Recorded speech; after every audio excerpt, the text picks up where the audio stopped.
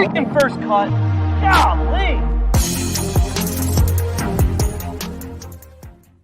Welcome to the First Cut Podcast. I'm Rick Gaiman, and this is your recap episode for this week's Wyndham Championship. And joining me to break it all down, it's Greg Ducharme. Greg, that's it. Regular season, it's over. Vince Carter.gif, it's over. We're headed to the playoffs, and Wyndham Championship is in the books. Playoffs? That's dual meaning because we had a 6-way playoff, and we are going to the playoffs. Playoffs? We've had so many. Like this is kind of this has kind of been crazy. The playoffs that we've had. We had the Harris English and I can see his Kramer Hickok playoff at the Travelers, and then right after that in the opposite field event we had your boy Seamus Power and JT Post, and they went a couple of holes. They did, and then. We had another one go 4 holes on, I feel like on the PGA Tour. Yeah, we just had one like we went so long without a playoff, and then we got a bunch down the stretch. Let's see. Yeah, here. And long ones. We had long playoffs. We had a lot of people. To have 6 people in a playoff is and kind of intense. Didn't Answer win in a playoff? Yeah, because it was Hideki, Answer, and a third guy in the playoff last week. Right. Didn't go that many holes, but yeah. So it's been that it always seems to happen this way, by the way, where you'll have no playoffs for like an entire year, not a single playoff through the whole season on tour. And then other years, it's every other event is a playoff. And this is definitely, at least this summer, definitely one of those. Kevin Kisner gets it done. He wins a 6-way playoff. We're going to talk a lot about that. We got a lot of Kevin Kisner conversation to be had. I got a lot of playoff takes, all that good stuff. But we have to talk about Russell Henley first. Let's just get it out of the way here, Greg, because he entered the final round with a 3-shot lead. He made the turn in 1 under. Things were looking great. He makes birdie on 10, and then the wheels start to fall off on 11. This is where he missed what was, I want to get the absolute right distance here, 18 inches. Does that sound right? Yeah. 1 foot 6. I got 1 foot 6 inches. That's what I have too. 18 inches. 18 inches. And when they had the back camera, and I told you this before we went hot, he was lining that up, and I'm like, he's playing it inside the cup, or he's playing it right in the middle. And this thing breaks hard. He lips it out. He makes bogey on 11. He'd make another bogey on 12. He makes a bogey on 14, another bogey on 18, and misses the playoff. Doesn't even get in. It's so hard. These are hard, right? It's so hard because it's so easy to sit here in our ivory towers and criticize. And I don't like to do that, but this is kind of what happened to Harris English too, where there's one mistake early on. For Harris, he hit a ball in the water at 11. For Russell Henley, he misses an 18-inch putt, and it's so inexcusable. But you look at what he had going on, and he makes an early bogey at 2, an easy part of the golf course. And it's kind of like, oh, he's going to let a lot of guys back in. If you're not making birdies out here, you're letting the chasers get back into play. And then he rights the ship and he settles it down, and he makes birdie at 5, takes advantage there, makes another birdie at 8, another one at 10. And it went from, oh, this could be close to, oh, he's going to do it. He's going to run away again. This is going to get boring, but not so fast. Because it's really hard to win on Sundays. And from 11 on, it did not look comfortable at all. The shot at 12, I know that's a really long hole, but it just got going left. And now you have a rule situation where you got, you got chords you got to deal with. And it takes more time, and you're dealing with rules officials. And all that does, whenever those things happen, is build anxiety. So the anxiety is building and building and building gradually, and you make a nice up and down at 13, even though you're in the fairway 128 yards away and missed the green. That's quite disappointing. So again, I can't believe I'm doing this. And then you hit the shot at 14, and then the putt at 18, just It's brutal. Russell, Henley, and Hudson Swafford, the only golfers inside the top 45 on the leaderboard who shot over par on Sunday. The other bad thing for Russell Henley, and not to pile on, I love Russ, but missing out on the playoff by one shot isn't a runner-up finish. He finished in a three-way tie for 7th. He doesn't even get all the good money or the FedEx Cup points to go along with missing out on a playoff by one shot. It's brutal. It is absolutely brutal. Because it's so dramatic, the difference. You go from 500 points for a win down into I tied 7th. I mean, what are you getting? 35 points for that or something? I don't know. I even know. Look up the distribution, but it's a dramatic fall off. So really, really kind of disappointing for Harris English. A 6-way playoff that tied the record for the largest playoff in PGA Tour history. A couple of, I'll read through the names here, but so here we go. So Roger Sloan gets in shooting a Sunday 66. Adam Scott gets in shooting a Sunday 65. Siwoo Kim gets in with a Sunday 64, scorching Siwoo rounds. Brandon Grace buries a long putt on 18 to get into the playoff. You love to see that. And then a couple of Kevins round out this one, Greg. Na and Kisner to make this a 6-way playoff. And because it was only six, they all play in the same group. Yeah, which is cool. I feel like it's the only way. Yes. It's so hard to divvy them up, but at the same time, having 12 guys walk down a fairway is, it's so bizarre. It's so easy to forget about somebody, which I find so funny. So Adam Scott hits one in there close. You feel like you forget about everybody else. And all of a sudden you still see, it looked like it was over when Adam Scott hit that shot. Can we talk about that? So the first playoff hole, Adam Scott absolutely he hit the best drive. He was right down to the edge of the fairway right before it kind of cuts off. He stuffs one to, I think we said it was 4 feet 11 inches. Yeah. And here's the thing: when you're playing with 5 others, Greg, and you are stuffed in there close, a lot of time passes between the moment that you stuffed one in there and you have to hit the putt, and you can see the wheels spinning. You can see him pulling out the greens reading book, putting it away, pulling it back out. It's just, that's a lot of time to wait on a putt to win a golf tournament. Yeah, it is. Especially that's that distance where everybody think, oh, that distance. He's made it. Even Jim Nantz said on the broadcast, a pretty simple look. In other words, this doesn't look good for everybody else. But time passed and it ticked on, and everybody else missed the green except Roger Sloan. Right. Roger Sloan and Adam Scott were the only 2 guys to have a birdie putt. I mean, Siwoo Kim hits it way over the green, and you're thinking, if you watch Kevin Kisner's shot in regulation, which is one of the reasons why I'm glad he won. I know we'll get to it, but it nearly is an inch away from funneling all the way back down to the hole. You think about where Siwoo Kim has to land that ball, or what he has to get his ball to do to get it close from over the green, and he gets it up and down in a playoff. I mean, these guys are they're so good and so fun to watch. And you expect Kevin Na's making a long putt for par.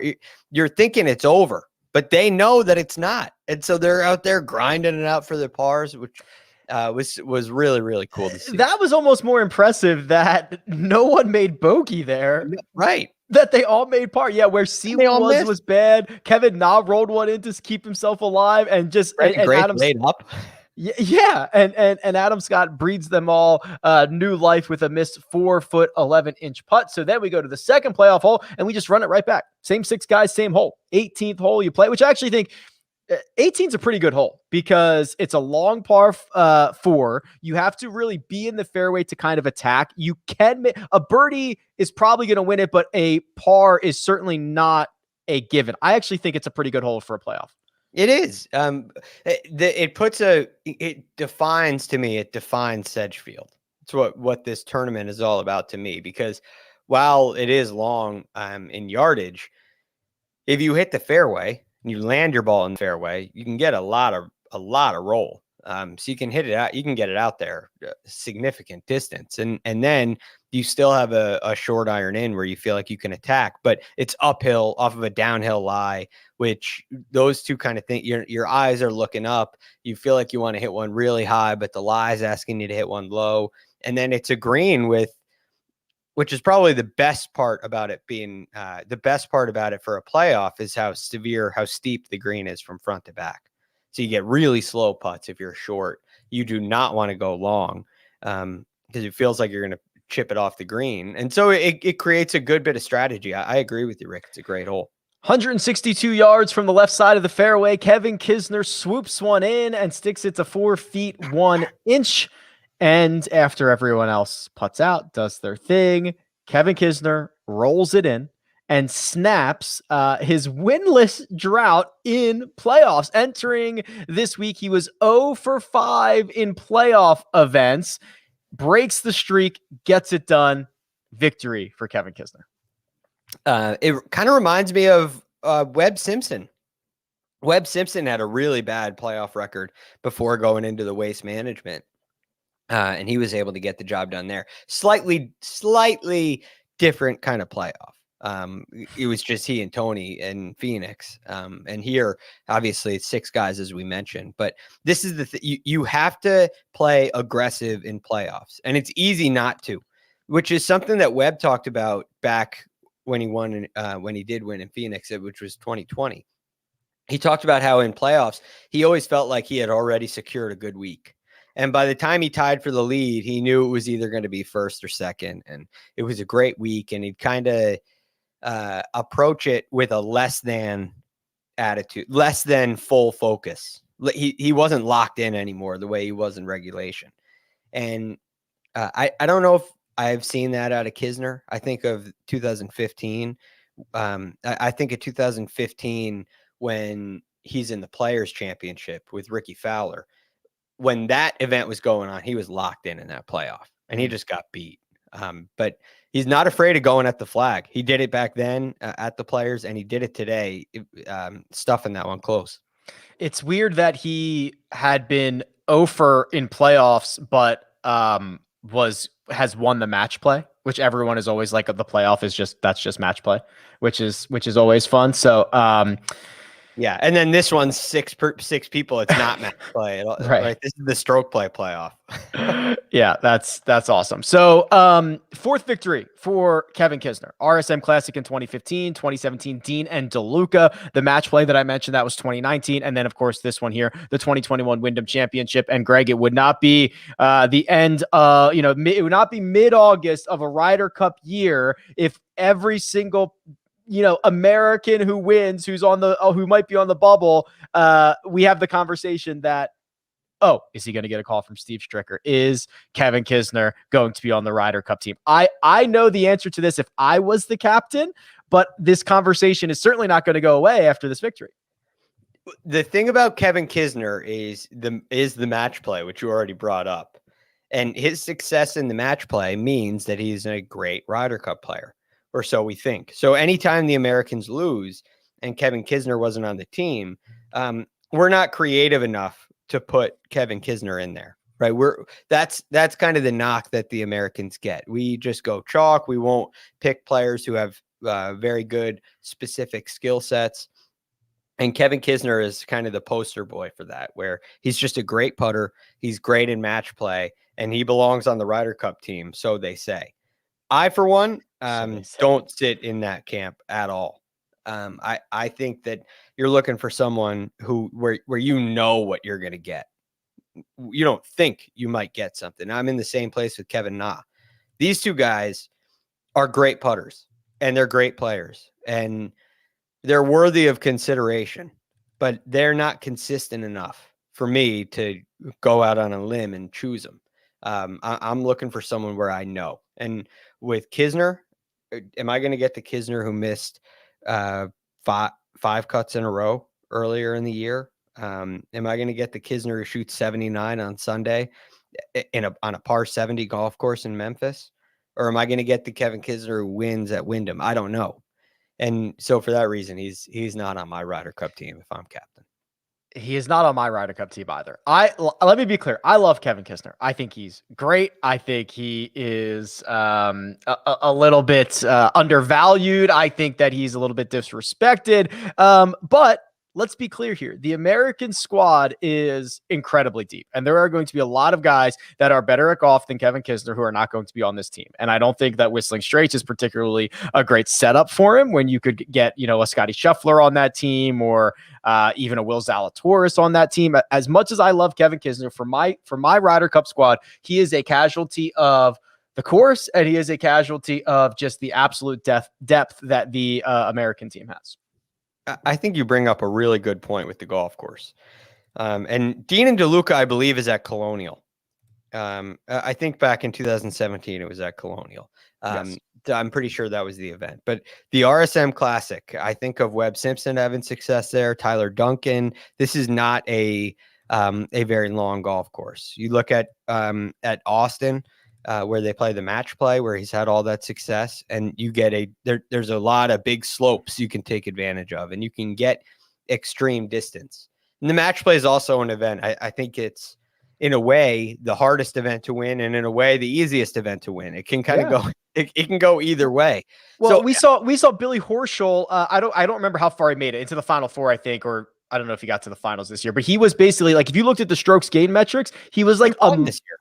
Oh, he won it. Yeah, he was like sorry, Billy. He was like a -1 going into his last match, because it's just like, it's so, you could be the best golfer on the planet and lose a match, and you could be the worst golfer for 18 holes and win. It's a very random event. So I get what you're saying. It's hard to win. It's easy to win. Right. And then that golf course also, Kisner clearly likes. So, and you get a lot of slope. There's a lot of opportunities to make really long holes really short if you put your tee shot in the proper place. And then you look at Sedgefield here, and again, another golf course that's not very long. So Kiz is a guy who you don't see him even the Players, where he stepped up before and nearly won again in 2015, as I referenced that yet again. But the Players is another one, not very long. It's a positional golf course. And that's the kind of place that Kevin Kisner is going to have a lot of success. You just look at this year, like Sherwood comes in tied 14th, not an overly long golf course, another positional golf course. The RSM Classic, we already talked about. Mm-hmm. You just kind of go down the list at some of these really solid events. The Travelers. Yeah, Travelers, right, okay. Yeah. There's another short one. Rocket Mortgage, another short one. The Open Championship, stretch it out a little bit, major championship, bigger play, 73rd. World Golf Championships in Memphis, a little bit stronger field, little bit bigger golf course, not overly long, but 63rd. So I don't see him playing really well on the big golf courses. I see him playing really well on this kind of golf course, driving accuracy, putting, like we talked about Monday. Kevin Kisner gets it done. Kevin Kisner gets his fourth PGA Tour victory. There will be more conversation about Kevin Kisner potentially making a Ryder Cup team, but I want to go back to this one little, this is a trope at this point, Greg, where we say, winning on Sunday is hard. Winning on Sunday is hard. Now, Phil Mickelson was the last player to convert a 54-hole lead into a victory on the PGA Tour at the PGA Championship, which I think was 12 or 13 events ago. So now my question to you is why? Why is it so hard? I think I have in my brain why I think guys do not necessarily convert this at a high rate. I think it's a combination of three different things. Why is winning so hard? Well, there's a lot of really, really good players. You have to shoot a really, really good round on Sunday to win. Yeah. And so when I look at the Sunday leaderboard, this happens almost every time. Look, Kisner, 66. Nah, 66. Grace, 66. Mm-hmm. Siwoo Kim, 64. Adam Scott, 65. 66 from Sloan, 66 from Webb, 66 from Streelman. I didn't skip a single guy, and I just get to Russell Henley, and he shoots 71. You go below him, it's again more rounds of 67 or better. So on Sunday, on payday, you have to go low to win. It very rarely happens where somebody gets in and wins with a 70. It just doesn't happen that often. And when you're leading, heavy lies the crown, as they say. It's a lot of pressure. And the attitude and the mindset is much more of, well, let's wait and see. And it's much harder to go out with the same aggressive mindset as you are when you're chasing. But I'd love to hear your 3 reasons. Yeah, so I think it's a combination of 3, and I think you hit 2 of them. Number one, Tiger spoiled us.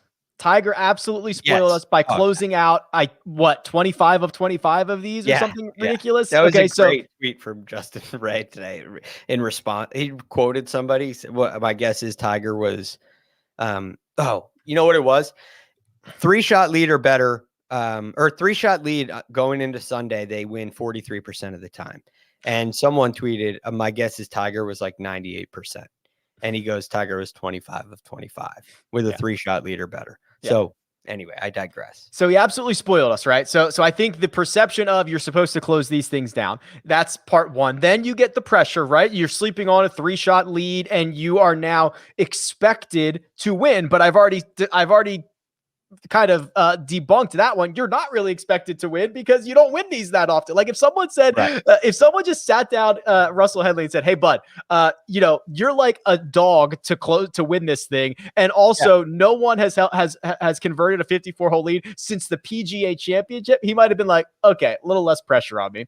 And then third of all is what you nailed. It is, there's too many guys. There's too many good guys who are going to shoot 5, 6, 7 under par, and anybody like you really have to come and still have your good stuff. So it's just it goes against our perception of how a Sunday should go, and it happens every single week, and we still think differently about it. To your point on Tiger spoiling us, I think he had an ability to box guys out better than Tiger. In the leaderboard, he didn't have to focus on his own game, quote unquote. Like Tiger wanted to know where everybody was because it dictated his strategy in a lot of ways. And that to me is a blend of patience and smarts and reaction. And you don't see that very often.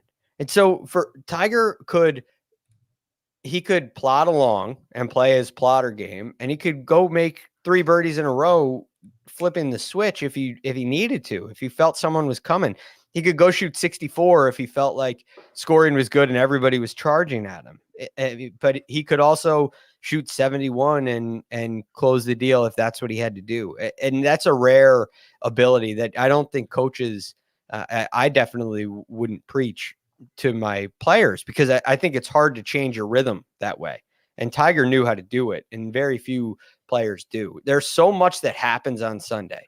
Harris English gets a slow play. There's a ruling. All of a sudden, all the cameras are on you, and you know it, and you got to take a drop, or you hit a shot that gets a bad break, and you're in a situation, and now things start moving fast, and you get on the defensive instead of where everybody else behind you, they smell opportunity and they're chasing it. And it puts you in a really tough spot. And it's tough to flip the switch when you're Henley and all of a sudden that 3-shot lead is gone. It's tough to go chaser mindset. I think that plays into it as well. They gave us 2 extra holes of the regular season, but now it's a wrap. And we turn our attention to the FedEx Cup playoffs. Playoffs? I didn't know if Jacob was going to hit it or not. Thank you, Jacob. Okay, so there was drama coming down the home stretch at the Wyndham Championship. First of all, Chesson Hadley makes his first ace ever, not on the PGA Tour, not on television, ever in his entire life on the final rounds of the regular season to get him to 126th, knowing that 125 get in, Greg. And by a small miracle, Justin Rose 3 putts 18 to drop out of the 125 and to get Chesson Hadley in this thing. One, it's heartbreaking for both of these guys because I love them. And Justin Rose, who comes into this event on no form and all of a sudden turns into Justin Rose from 2018. That was pretty cool to see. And then you see how when you're this far up the mountain, so to speak, near the top of the leaderboard, how big the point differentials are. Huge. Fall in one spot, missing one putt, it turns into, okay, I got a chance to win, to I'm done. My year is done. I don't know where he would have gone, but he would have been inside the top 100 for sure if he had actually gotten into the playoff and won. So it would have been a massive jump. And then all of a sudden he's done, and he played great. And if it went the other way and Rosie got in, we'd feel devastated for Chesson, because he goes out and shoots 29 on his first 9. He needs it. We saw what happened at Congaree, at the Palmetto, and our hearts go out to him. And our hearts went out to him at length, and we felt really bad for Chesson. And he was very open about it and public about it. And he comes in this week and he pours his heart out there, shoots 62, and it's enough. It was pretty cool. We did a first look preview pod for the Northern Trust. That is out now, so you can go ahead and watch that. But a couple of other big movers here. Adam Scott needed a good week, Greg, and got it. He went from 121st into now what is going to be 82nd. So he's again going to be kind of a bubble boy at the Northern Trust, because the Northern Trust is going to cut it down to 70. But step 1 accomplished. Now he goes to step 2. Of course, the win would have been great. The win would have leapfrogged him in a big way if he can make a 4-foot 11-inch putt in the first hole of the playoff. But I imagine that if he just looked at this as a whole, I don't know. He should think it's a successful week. I'm not sure how he's actually going to feel about it. Well, this is disappointing ultimately. In the heat of battle, if I'm coaching a player in this event, I'm not talking about where we need to finish for the FedEx Cup playoffs. Like a T21 gets you into the playoffs. If you miss the cut here, you're done your season. I'm not talking about that. How are we going to go out and win this event? And that's kind of where your mindset has to be. And Justin Rose talked about that being his mindset. It definitely seemed like Adam Scott's mindset was the same. Adam has been playing some better golf of late, more so than Justin Rose. He's really kind of been trending in the right direction. At least it's been a little more consistent. It's been steady. He's been making some cuts, just hasn't quite caught that fire yet, which he did today. But I think he's been swinging a little bit better. So for Adam coming in, the mindset and the goal is to win. And for that reason, this is disappointing. You're going to leave here saying, I gave that tournament away. I handed it. I had it. It was mine. And I fumbled it on the 1-yard line walking into the end zone. I mean, so I'm sure that Adam Scott is disappointed right now. When this settles down, he should look back at this as a good week. I mean, he gave himself a chance to win. He hasn't done that really at all this year. Maybe the Memorial, but not really. The Memorial had John. I mean, by the time he's through 54 holes, John Rahm's leading by 6, and he's nowhere near that. So he hasn't really had a chance to win all year. And so I think he will eventually look at this with a positive mindset. But right now it hurts. Yeah, he needs to take a step back. He needs to realize that celebrating small victories is a good thing. And one of the better ways to celebrate small victories is with Arnold Palmer Spiked, Greg, because it is that timeless classic combination of both lemonade and iced tea with 5% ABV. The cart girl has these at my local course, Greg. So I've been stocking up. You know, you get one for now, you throw one in the cooler, you wait a couple holes, and you catch her again. So these are very good on course and off course little drinks. I love these. They're right on about the same level of goodness as that tea's getting into that. That was professional. I try to blindside you, you know, keep it like, let me integrate this a little bit and see what happens. Obviously, they come in multi-packs or a tall 24-ounce can, and you can find Arnold Palmer Spiked in a store near you. I get mine at Albertsons, but you can find where to look at arnoldpalmerspike.com/first or search for it on Drizzly and Instacart. That's arnoldpalmerspike.com/first. 2021 Hornell Brewing Company, Memphis, Tennessee. Malt beverage with natural flavor. Celebrate responsibly. Woo. I'm in mid-season form. Good thing we're rocking and rolling here. Greg, we have a one and done update, my friend.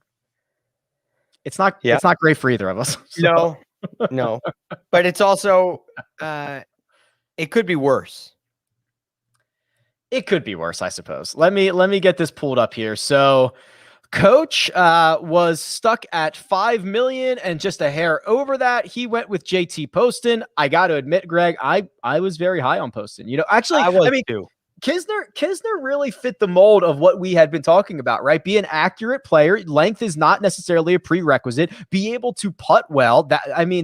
This is why we ranked the Kevins on Monday. Right. The only thing I had in my ranking, I had Kevin Na. I had Na, Kisner, Streelman. You had two guys in the playoff. You had two guys in the playoff and one guy a shot out. And yes, which was cool. That was really cool. But they really fit the mold that it's nice that they all have the same first name. So it makes for, a good talking point. But Kisner, the fit, as you mentioned, was perfect. The one concern was the 79 on Sunday in Memphis. And it happens, and it was kind of early in the day. You don't really see a lot of that. You don't see a lot of that round. So you don't know where he is. You don't know if that's a fluke, if it's a one-off, if he just says, all right, I'm over that. And now he comes back to play, which clearly he did. But I would say any of the Kevins would have been on a very similar level to a JT Poston play. Jacob had 5.6 million. Jacob, hop on and defend yourself here. You went with Brian Harman. He got you $0. And good thing the money increases because I think you're going to need 3 more victories coming down the stretch here. Well, I guess I'm in the same boat as Coach now. We're just looking towards next year, even though it means nothing. There's no sort of dynasty aspect to this. You can't carry picks over. So it's God. And there's no draft either. So there's no draft. There's no point tanking. I don't know why I feel a little bit better about Brian Harman than I do about JT Poston, but I still don't feel great. I had Siwoo in another league, so that was fun, but it doesn't count here. They both got the same amount of money, unfortunately, and they both got the same amount of money as both Greg and I's pick, which we'll get to in just one second. Kyle Porter has 8.4 million. He went with Johnny Vegas, 91,000. Where did Vegas end up? Wow, T15. He shot a Sunday 63, so flies up the leaderboard and at least gets KP 91,000 so that he stays within reach, Greg. I think at this point of the season, with 3 events to go and 3 very large prizes left, you got to be within reach. Kyle Porter is within reach. There's kind of a line. You could call it the Mendoza line, right above Jacob's name. I'm sorry, Jacob. Sorry, Jacob. Right above Jacob's name on the list is the guys that you really feel like have a chance. And from sitting where I am, I don't feel safe at all with the point spreads that we have coming up the next 3 weeks. Mark has been foreshadowing his pick for this week for 7 months. He went with Webb at Wyndham, which is the key, and he got 201,000, which, Greg, has to be the most disappointing 201,000. So if you were a Webb backer, he was in the mix Friday night, and you're thinking, oh boy, here it comes again. He made a run on Sunday. He finished 1 shot out of the playoff. If you finish 1 shot out of the playoff, you should not be getting 201,000. But because that's a 3-way tie for 7th, that's all you get. Yeah, I know. It's so bad. It's great. This week it's fantastic. Webb always shows up. It's amazing. It is absolutely amazing that Webb Simpson does this year in and year out. It unfortunately breaks the streak of 4 straight years of top 5 finishes here. I think top 4s. And it's like, but he was probably closer to the lead this time than he was in any of the other ones. Right. He's 1 shot out of the playoff. It's got to go down as a T7. And we're going to wonder what happened. I guess he didn't have it. Yeah, you're right. He did everything right. Yesterday's round may have been disappointing. Whatever. It's beautiful for you and I, Rick, that he had that in the chamber. He waited all year long. And I feel a small victory. And I was a Webb backer. So I'm disappointed on that front. But in this front, I'm thrilled. Yeah, he got very unlucky with that, which is good for us because you and I both took goose eggs here. So I went with Charles Schwartzel, who I was convinced that the metrics had turned themselves around. He had fixed the putter. He had been driving well. Not this week. He was horrible with the putter. He was horrible everywhere. He almost finished dead last. Let me scroll down. No, he finished fourth from last. Don't do that to yourself. I mean, what am I supposed to do? A miscut is a miscut. I mean, what can you do? But I didn't do much better. You had Jason Kokrak. Kokrak, who shot rounds of 70, 74. He was on featured coverage. So it was strange because he was on PGA Tour Live. It was supposed to be Kokrak, Louis, and Reed. That was the featured group. Reed withdraws earlier in the week. Louis withdrawed Wednesday evening. So Kokrak gets to play with Josh Teeter and hold on, I have it right here. Wes Roach. And it was just kind of a weird pairing. He never got any momentum going and he missed the cut. Yeah, I mean, I'm definitely not blaming it on of course pairing by any means, but I thought Jason Kokrak was, aside from Webb Simpson, once Louis withdrew too, I thought he was the best player in the field, right up there with him. I mean, he's definitely in the conversation. I thought he was going to make a move and get his way into the Comcast Business Tour top 10, earn himself a little bit of extra cash. I felt like it was that kind of year, 2 wins on the year. And he kind of fits the mold in a way, a little bit longer, but a great driver of the ball who putts really well too. And that's the mold at Wyndham. You see a lot of these short game putting guys near the top, but I expected Kokrak to really have a great week. And I thought if he was in the mix up near the top of this leaderboard, he may be able to, assert a little bit of confidence, a little dominance on these guys. And it didn't go that way at all. So really, I think it was a great pick going in. I still do. I stand by the pick. I just am so disappointed that it's a 0. A 0. I would have been better off just picking Webb again. Just take the penalty. and save Kokrak. Save Kokrak for the Tour Championship or whatever in case he finishes in the top 5 of the FedEx Cup. Who knows? Wow. All right. Well, here's what we're at. We're headed towards the playoffs. This is it for the regular season. The super season has 3 events to go. We're 47 in the books. Now, I guess every season's going to be a super season, Greg, because I think we have 47 on the schedule next year. So I guess we should stop calling it the super season. This is what the new norm, as they say. The delineation, I think, is the majors. This was a super season because you had, 6 majors in the season. So I give that a little bit of a bump, but you're right. There's not many weeks off on the PGA Tour. So it'd be hard to, differentiate how many events there are because they basically play every week. So you got 47 this year. That means there are only 5 weeks off through the whole year. That's quite an off season. All right. Well, we will be back. There is already a first look preview out for the Northern Trust. We'll be back on Monday for the DFS preview, Tuesday for the Megapod, and round by round recaps. The rest. Oh my God. Look who the cat drags in. It's Kyle Porter. KP, I'm putting an end to this. What's up? This is me entering the playoff. We got to keep going. You guys thought you were Russell Henley. You thought it was over, and then it's not. Whoops. Then I missed an 18-incher. I missed an 18-incher. I don't have that many takes. Here's my primary take, because this is going to turn into a Ryder Cup thing with Kisner, right? I'm sure you guys talked about it. Yep, we did.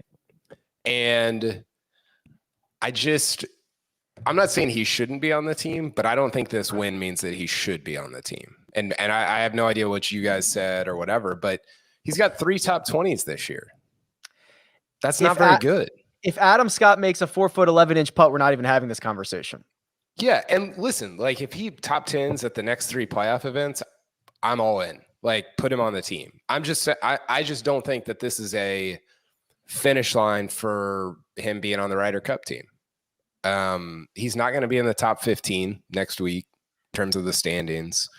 I think it'd be great if he was on the team, but I think he has work to do to get on that team, I guess is what I'm saying. If he wins again next week, I think there may be a real opportunity to talk. You're right. You're right on. Yeah. He's got to go back. We said the same thing. There's just nothing. There's nothing. 1 week shouldn't determine whether or not you're on a team, right? This isn't a reward for great play. It may be a perk of good play, but you're trying to build the best team. And I don't think because a guy won at Sedgefield, it means he's one of the 12 best players that you can take. But I will say, I think a win like this is more meaningful than Phil winning in May, right? Even though Phil won a major. Yeah, Phil won a major. That's obviously a bigger win, but this is much closer to like, hey, are you like playing great golf right now? Phil is not, Kisner is. So I do think there's that aspect of like, maybe sometimes we underrate how much momentum guys have going. I remember Billy Horschel back in, what was that, when he won the FedEx Cup, 14, and 14. he didn't make the Ryder Cup team, and you're like, oh, that's kind of dumb in retrospect. Like that guy should be on the team. So do you think we picked the teams too soon? Like if you look at this, yes, right? Wait, like us or like the American? The actual like it ends when are they actually doing it? After the BMW Tour Championship doesn't count. You got 2 more weeks on the PGA Tour. I mean, maybe you're not missing that much, but I feel like I'd like to wait as long as possible just to see. You still have a month until the Ryder Cup starts, right? Right. Which is a month and 10 days. I think it's like the September 25th, or right around there. Is it really after so it's in 2 weeks they're picking the Ryder Cup team? Yeah. September 21st to the 26th. Wow. I didn't realize that. I didn't realize and this year's different than sometimes in past years. It'll be like the week after. I remember in 16 when Rory won the Tour Championship and then showed up with, just swagged out of his mind at Hazeltine and just destroyed everyone. And then Europe still lost. But I don't love that there's that. To answer your question, Greg, I don't love that there's that big of a gap between the picks and the actual event. I don't know that there's a way to do it differently, because are you going to make picks based on the Fortnite Championship or whatever that tournament? What's it called, Rick? Fortinet. I will never not call it the Fortnite Championship. You can't do it. I mean, it's just the timing of it is awkward. By the way, one other take. I saw DJ Piehowski said this on Twitter. The 15 mil at the Tour Championship, the FedEx Cup, should absolutely be the top 10 in like a knockout format, like we saw in the playoff today. Like if you don't keep up, like if you're the lowest score, you're gone.